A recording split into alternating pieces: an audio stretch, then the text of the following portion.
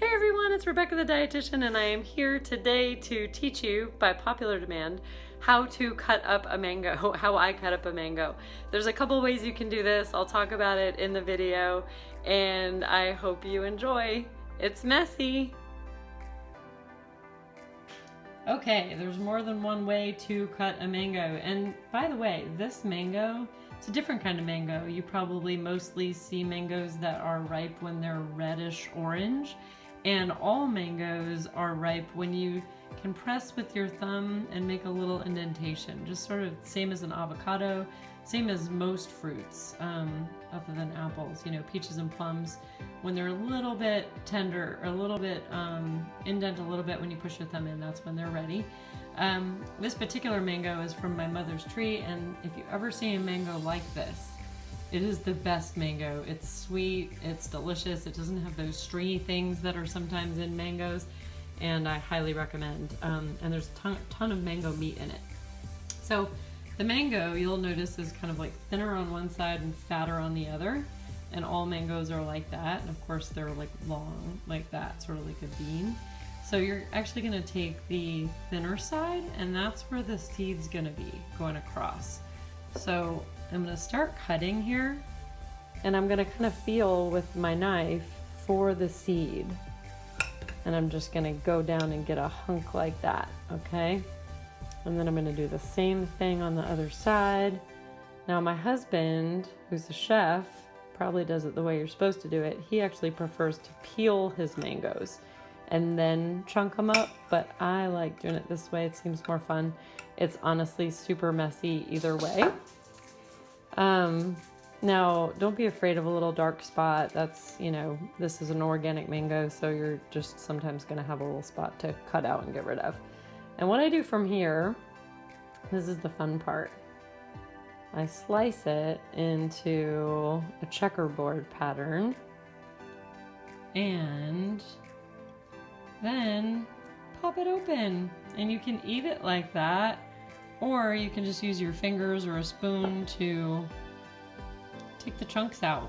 You just kind of like peel right off. Again, I told you it's messy. You gotta wash your hands first, before and after. But I do this, and sometimes I just dive right in and chew on those bits. But if I'm gonna use it for any other purpose, you could make a smaller checkerboard if you wanted to do it for like a chutney, or a salsa. And then you end up with all these little cubes that are super useful. So I'm gonna do the same thing to this one, and you could get rid of this, but I hate to waste any bit of this deliciousness. So what I do now is, I don't want to miss any of that. Cut around the bad part though. I get the skin off all the way around the seed. And there we go. Get rid of that skin. And I cut off all the chunks because, again, I don't want to miss any of this love. So you'll just be able to feel the seed with your, oops, sorry, the camera there. You'll be able to feel the seed with your knife as you go along. And make sure to get every bit, and then you just chew on the rest of this so you don't miss a thing. I'm going to do the same thing to this other side.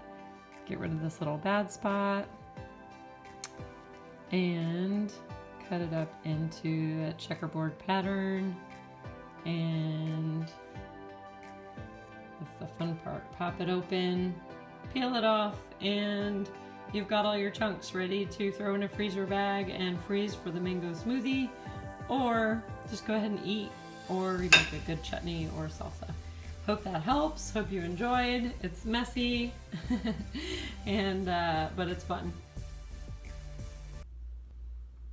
I hope you found that helpful. I hope that helps you enjoy mangoes. And in mango season, when you have fresh mangoes aplenty, I recommend that you cube these and you freeze the cubes in baggies so that you can use them for my favorite mango smoothie recipe, and I will link to that below.